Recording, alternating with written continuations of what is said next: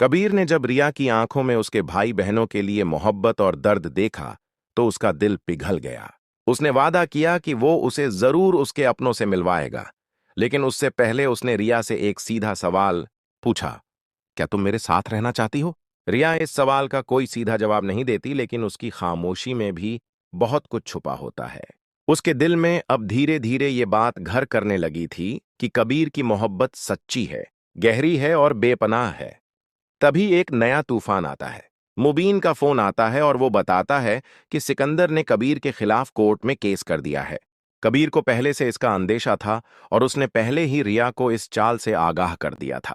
अब सिकंदर का दावा है कि रिया कबीर से तलाक चाहती है, क्योंकि कबीर उस पर तशद्दुद करता है और उसे जबरदस्ती अपने पास रखे हुए है। कबीर ये सब सुनकर टूटता नहीं, बल्कि रिया को लेकर उसके वालिद की कब्र पर जाता है और खुदा के सामने रोते हुए इकरार करता है कि बचपन की नादानी में उससे बहुत बड़ी भूल हो गई थी। वो तहे दिल से माफी मांगता है और फिर रिया की तरफ इशारा करके कहता है कि ये आपकी बेटी है और मैं इससे बेशुमार मोहब्बत करता हूं। मैं कभी इसका दुश्मन नहीं रहा, मैं सिर्फ इसकी खुशियों का रखवाला बनना चाहता हूं।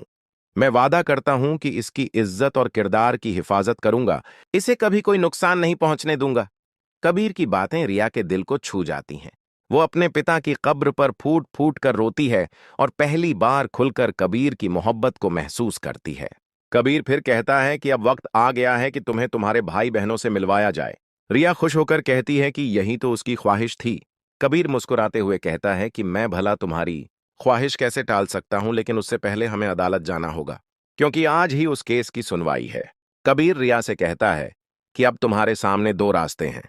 या तो तुम अदालत में कह दो कि मैं तुमसे तलाक चाहती हूं, तुम मुझ पर तशद्दुद करते हो, मुझे जबरदस्ती अपने पास रखते हो और हमेशा के लिए मुझसे अलग हो जाओ, या फिर हमेशा के लिए मेरी हो जाओ।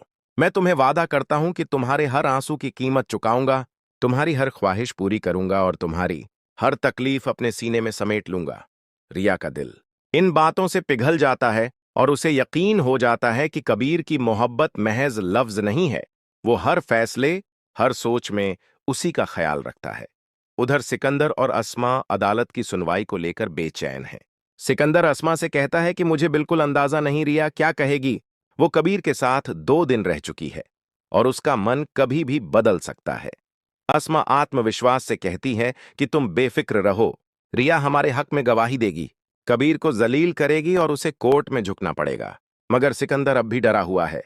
आखिरकार कोर्ट का दिन आ जाता है। मुबीन जज के सामने बयान देता है कि सिकंदर ने ही खुशी खुशी रिया की शादी कबीर से करवाई थी।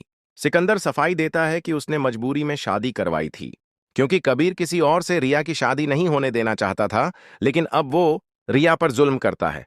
तभी कोर्ट रूम में कबीर और रिया की एंट्री होती है और पूरे माहौल में सन्नाटा छा जाता है। कबीर रिया की आंखों में देखता है और कहता है, अब फैसला तुम्हारे हाथ में है।